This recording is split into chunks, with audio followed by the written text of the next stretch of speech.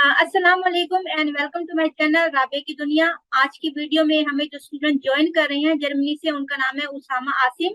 उन्होंने private university में admission लिया है।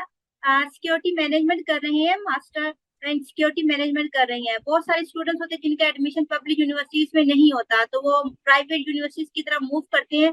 लेकिन उनको डर होता है कि उनका वीजा अप्रूव होगा या नहीं होगा, क्योंकि जो प्राइवेट यूनिवर्सिटीज की जो वीजा अप्रूवल रेशियो है वो बहुत कम है। तो हमें आज उसामा मोहसिन बताएंगे कि उनका वीजा किस तरह से अप्रूव हुआ, क्या क्या डॉक्यूमेंट्स उन्होंने आगे उनको शो करवाए थे, और उन्होंने प्राइवेट यूनिवर्सिटी क्यों चूज की थी। अस्सलाम वालेकुम उसामा। जी वालेकुम सलाम। क्या हाल चाल है कैसे हैं आपके? सर आप? शुक्र अल्लाह का। आप सुनाए ठीक ठाक है? अल्लाह का शुक्र। सबसे पहले आप हमें रेजिडेंस परमिट दिखा दें, क्योंकि आप हमें वीजा शो नहीं करवा सकते सिक्योरिटी रीजन की वजह से। अच्छा, प्रूफ भी चाहिए आपको? हाँ, ठीक प्रूफ भी होगा। चाहिए। मुझे नहीं चाहिए, ऑडियंस को एक चाहिए। ये इनका रेजिडेंस परमिट है जर्मनी में। Okay sir. आप सबसे पहले ये बताएं, किसी कंसल्टेंट के पास आप गए थे या सारा प्रोसेस आपने खुद ही किया था? नहीं, मैं किसी कंसल्टेंट से करवाया था क्योंकि मैंने दो तीन कंट्रीज को टारगेट किया हुआ था, जिसमें इटली, हंगरी और जर्मनी, मतलब ये तीन कंट्रीज थी। तो हम्म। बजाय कि मैं तीनों पे करता, मैंने कंसल्टेंट को हायर करना ज्यादा बेहतर समझा था। तो आपने उनको कितना पे किया कंसल्टेंट को? मैंने उसको 30,000 पे किया था। पूरे प्रोसेस के लिए जर्मनी के लिए, या फिर ओवरऑल हंगरी, इटली और जर्मनी के लिए, तीनों के लिए? सबका सबका मिला। तो आपने कंसल्टेंट को भी हायर किया, तो फिर पब्लिक यूनिवर्सिटीज में आपका एडमिशन क्यों नहीं हुआ? आपकी सीजीपीए क्या है? मुझे बेसिकली यही गाइड किया गया था कि मेरा एडमिशन मुश्किल है क्योंकि मेरा सीजीपीए 2.5 था। तो मुझे कंसल्टेंट ने यही बताया कि आपका एडमिशन जो है ना वो मुश्किल होगा, तो इस वजह से फिर मैं थोड़ा डिसहार्ड होकर, डिस्करेज होकर मैंने फिर प्राइवेट के ऊपर ही परस्यू किया। सेकेंडली, लेकिन मेरे माइंड में था, कुछ दोस्तों ने मुझे गाइड किया था कि आप कुछ यूनिवर्सिटीज में अप्लाई करो तो इंशाल्लाह आपका हो जाएगा। उस चक्कर में खैर मैंने दो तीन यूनिवर्सिटीज में भी अप्लाई किया, और कुछ टाइम के बाद मुझे वहां से भी एडमिशन लेटर आ गया। मतलब कि आपने पब्लिक में ट्राई किया, एडमिशन नहीं हुआ बस आपका वहां पर? मेरा पब्लिक में हो गया था, लेकिन जो बेसिकली मैं डिग्री प्रोग्राम जो था वो आईटी सिक्योरिटी, जैसे मेरा इंटरेस्ट था, तो वो बेसिकली मुझे वो कोर्स नहीं मिला था। तो मतलब किस सीजीपीए में अब पब्लिक में हो जाता है एडमिशन? यानी कि सीजीपीए अगर इतनी बिल्कुल हो जाता, बिल्कुल क्योंकि हो जाता है। आपके पास यूनिवर्सिटीज कम हो जाती हैं, लेकिन आपको स्टिल एडमिशन मिल जाता है। अच्छा, मतलब जो स्टूडेंट बस कहते हैं कि हम किसी ना जर्मनी पहुंच जाए, कोर्स कोई भी हो, वही सीजीपीए के साथ वो कर सकते हैं कंटिन्यू? बिल्कुल हो जाता है, बस आपको थोड़ी प्रोफाइल स्ट्रांग करनी पड़ती है, मतलब आपको थोड़ा आइट्स में अच्छे बैंड लेने पड़ जाते हैं, ताकि आप अपना जो है ना आईएलटीएस बाकी। वाले से काफी ज्यादा स्टूडेंट जो होते हैं कंफ्यूज रहते हैं कि विदाउट आईएलटीएस के हमें एडमिशन मिल जाएगा या नहीं मिलेगा। अब जितना मैंने, मेरे दफा भी मतलब काफी सख्ती हो गई थी। पहले आइल्स नहीं मांगा जाता था, फिर आइल्स 6 बैंड पे आ गया, अब 6.5 बैंड मांग रहे थे जब मैंने अप्लाई किया था। तो मेरे ख्याल से टाइम के साथ साथ ये मजीद शायद और स्ट्रिक्ट होता जाएगा, लेकिन फिलहाल आइल्स तो मैं जरूर कहूंगा, अगर आपके जीपीए लो है तो आइल्स आपको बचा लेता है। फिर भी आपका आईएलटीएस में आपका कितने पब्लिक। बैंड थे सर? आपके कितने बैंड थे सर आपके? मेरे 6.5 थे। तो आपकी तो अच्छी बैंड आई है फिर। काफी ज्यादा स्टूडेंट जो होते हैं वो कहते हैं कि इस तरह आइएलटीएस से बच के ना इंग्लिश प्रोफिशिएंसी लेटर शो करवा दे, लेकिन कहते हैं कि आगे एम्बेसी रोक लेती है। एम्बेसी कहती है कि नहीं, आइएलटीएस शो करवाओगे तभी वीजा इशू करेंगे, वरना नहीं करेंगे। क्या ये बात सच है? एग्जैक्टली ऐसे ही है, मेरे साथ ऐसे ही हुआ था। मैं इंग्लिश प्रोफिशिएंसी लेटर लेके गया था। हम्म। मैंने प्रीवियसली यूनिवर्सिटी से अपना बैचलर्स किया था, तो मैंने, मेरी मीडियम ऑफ एजुकेशन जो थी वो इंग्लिश थी। तो मैंने उसी के बेस से मैंने यूनिवर्सिटी से अपना इंग्लिश प्रोफिशिएंसी लेटर मंगवाया। और जब मैंने ट्राई की तो एम्बेसी ने रिजेक्ट कर दिया, और उन्होंने कहा कि आइल्स कंपलसरी है और आपको हर हाल में आइल्स का एग्जाम देना पड़ेगा। तो ओके। फिर इवेंचुअली देना पड़ा था, और फिर उसके बाद ही मैंने अपनी जो रिजल्ट था वो सबमिट करवाया, और उसके बाद फिर मुझे। अच्छा, पब्लिक और प्राइवेट यूनिवर्सिटीज में अगर हम डॉक्यूमेंट्स की बात करें, पब्लिक यूनिवर्सिटीज में बहुत सारे डॉक्यूमेंट्स हमें रिक्वायर्ड होते हैं, उनको शो करवाने पड़ते हैं, अटेस्टेड होने चाहिए। क्या प्राइवेट यूनिवर्सिटीज में भी सेम डॉक्यूमेंट्स का सीन है? प्राइवेट यूनिवर्सिटीज में ओवरऑल ज्यादा स्मूथ है काम, क्योंकि मैंने जब अप्लाई किया था तो मेरा within I guess 10 days के अंदर मेरा एडमिशन आ गया था।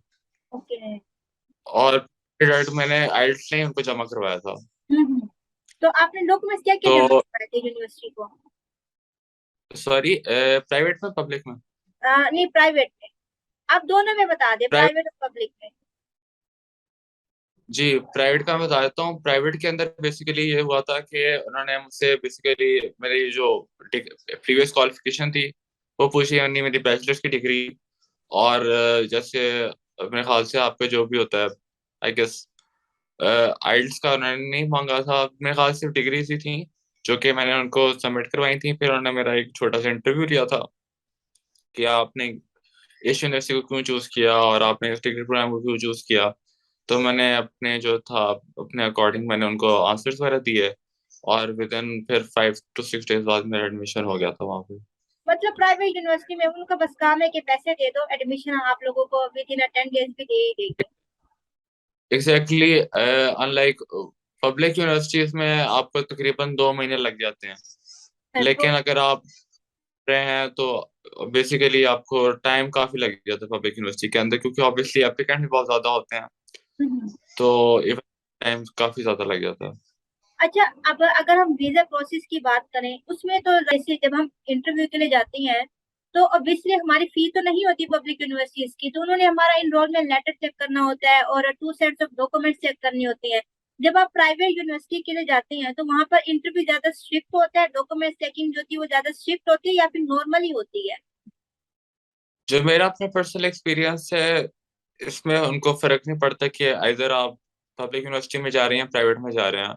अगर आप अपनी सीरियसनेस शो करते हैं, जो मैंने रियलाइज किया, तो उनको और कोई ऑब्जेक्शन नहीं होती।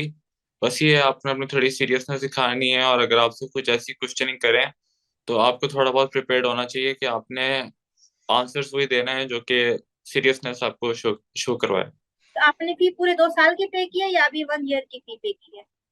मेरा बेसिकली आर्टन यूनिवर्सिटी जो है वो 1 साल का मास्टर्स प्रोग्राम है उसका। और ओके। उसके लिए मुझे 1 साल की पूरी फीस भरनी पड़ी थी एम्बेसी की वजह से, के कहने की वजह से। जबकि यूनिवर्सिटी ने खाली मुझे एनरोलमेंट की फीस पे करने को कहा था, लेकिन एम्बेसी ने पूरी फीस पे करने का कहा। फिर ये मतलब ये मुझे वीजा देंगे, वरना इसके बाद वरना मुश्किल होगा। तो आपसे कोई क्वेश्चन वगैरह क्या क्या पूछे गए थे during visa, during interview? Visa officers ने बेसिकली मुझसे ये पूछा, वाई जर्मनी, बाकी यूनिवर्सिटीज को बाकी कंट्रीज को क्यों नहीं आपने परस्यू किया, या फिर आपने जो है वो ये प्रोग्राम क्यों चूज किया, आपका स्पॉन्सर कौन था, आपकी मदर स्पॉन्सर कर रही थी या आपके फादर स्पॉन्सर कर रहे थे। अच्छा, और इसके अलावा ये है कि आपको क्या प्रोज एंड कॉन्स, आपको क्या बेनिफिट बेसिकली नजर आया जर्मनी में, और आपने इस यूनिवर्सिटी को बाकी यूनिवर्सिटीज के अकॉर्डिंग क्यों इसको प्रेफर किया।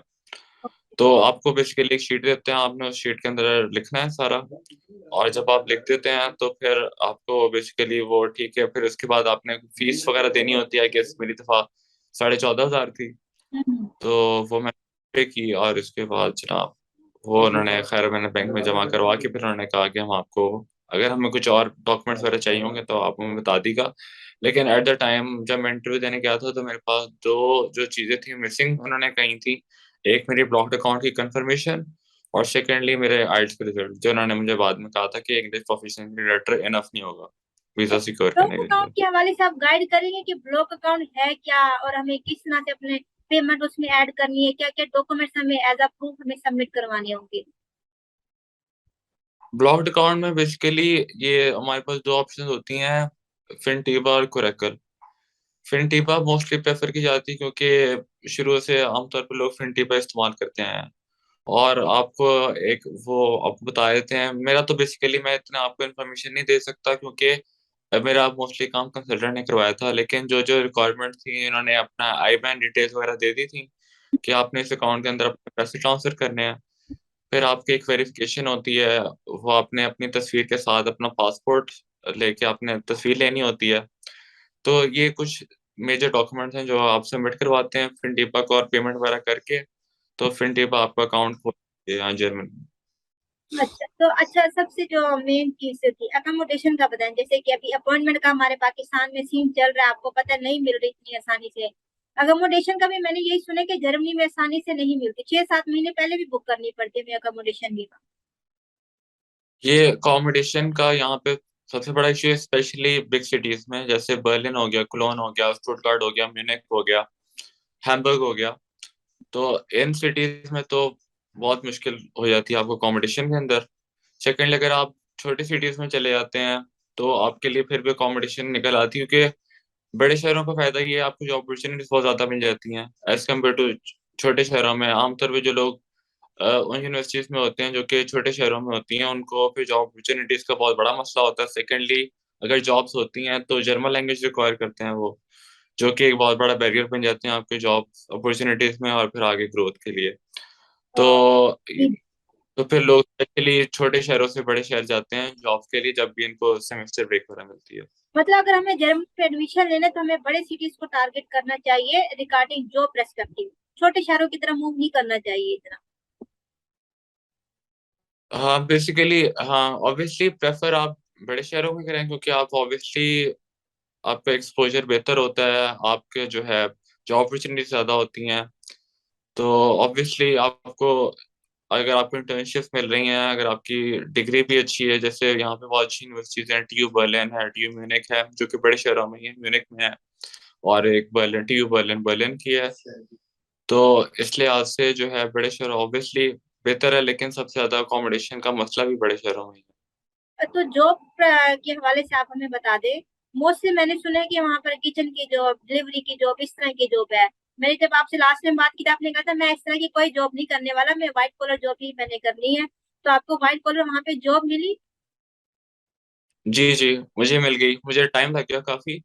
मुझे हम्म। तकरीबन 2 महीने अप्लाई करते करते जब मैं यहाँ पे आया था, हम्म। तो टारगेट तो यही था कि अल्लाह करे कोई प्रोफेशनल फील्ड की जॉब मिल जाए ताकि मेरा वर्क एक्सपीरियंस गेन हो। हम्म। तो इवेंचुअली मुझे जॉब मिल गई मेरी अपनी फील्ड की। मैं एज एन आईटी असिस्टेंट काम कर रहा हूँ एक कंपनी में। ओके। तो मैं बेसिकली पार्ट टाइम काम कर रहा हूँ वहाँ पे, साथ साथ मैं अपनी स्टडीज भी कर रहा हूँ। तो बेसिकली शायद लोगों को कम अवेयरनेस होती है कि आप अपने लिंक्डइन प्रोफाइल को स्ट्रॉन्ग करें, आप कंसिस्टेंटली आप जो है जॉब अप्लाई करें।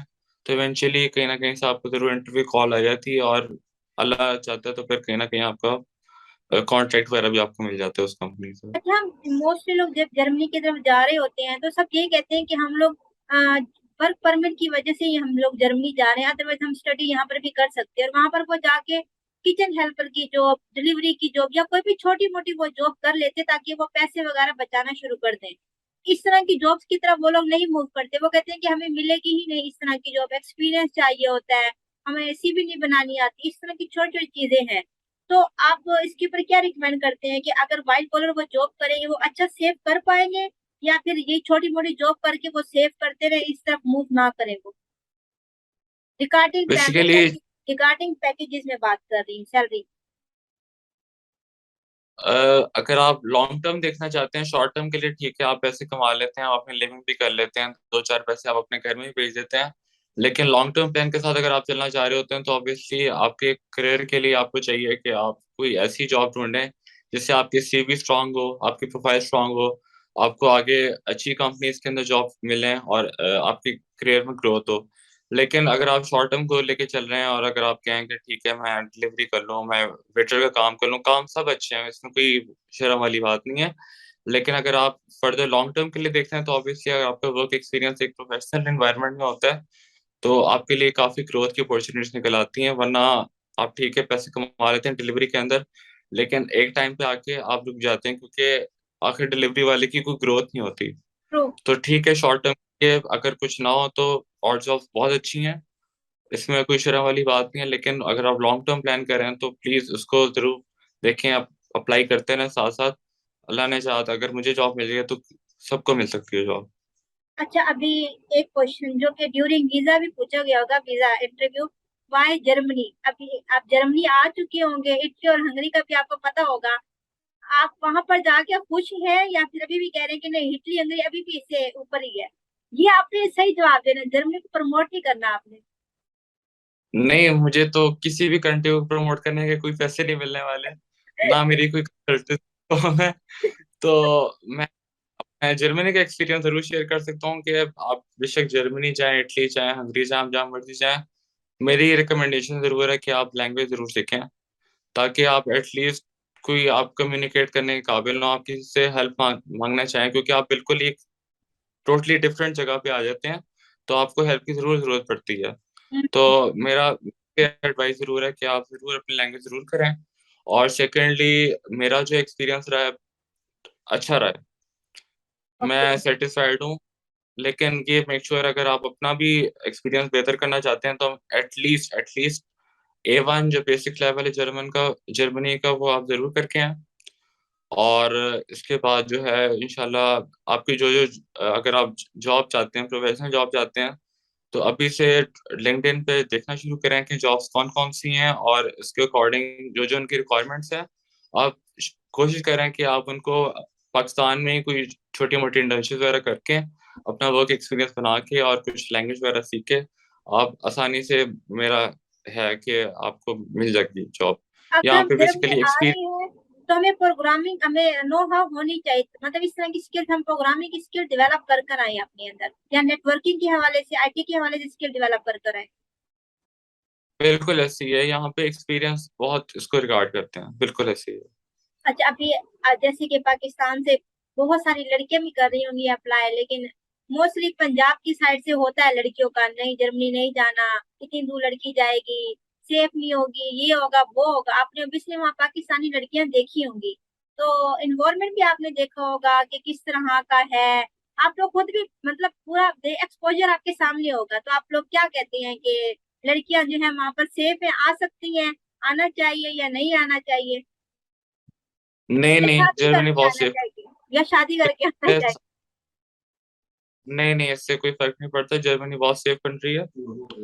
आप जो है बेफिक्र होके आए हैं, इसमें ऐसा कोई मसला नहीं है। यहाँ पे लोग बहुत स्ट्रांग हैं, पुलिस भी आपको तकरीबन हर जगह नजर आ ही जाती है, तो आप बेफिक्र होके आए हैं, इसमें कोई मसला नहीं है। आप पाकिस्तान का अगर आप आइडिया लेके अगर आप आ रहे हैं, तो ऑब्वियसली पाकिस्तान में जो राइट्स वगैरह मिलते हैं और जो लॉज वगैरह हैं, वो बहुत ही ना होने के बराबर हैं। तो जर्मनी काफी सेफ कंट्री है, और आप बेफिक्र हो गए हैं, बाकी अल्लाह हिफाजत करने वाला है। Okay, thank you so much, आपने हमारे साथ अपना एक्सपीरियंस शेयर किया। मैं उम्मीद करती हूँ कि जो जो लोग प्राइवेट यूनिवर्सिटीज में अप्लाई करना चाह रहे हैं उनको सारे क्वेश्चंस के आंसर मिल गए। अगर फिर भी नहीं मिले, आप लोग कमेंट बॉक्स में मुझे बता सकते हैं, और अगर सर अपना ईमेल आईडी शेयर करना चाहे वो डिस्क्रिप्शन में डाल दूंगी। अगर ना शेयर करना चाहे तो फिर भी जबरदस्ती नहीं है, लेकिन आप लोग कमेंट बॉक्स में अगर इनका नेम लिख देंगे, मैं आपका मैसेज इन तक पहुंचा दूंगी। Thank you so much sir, आपने हमारे लिए इतना टाइम निकाला। Okay, thank you. अल्लाह हाफिज़। अल्लाह हाफिज।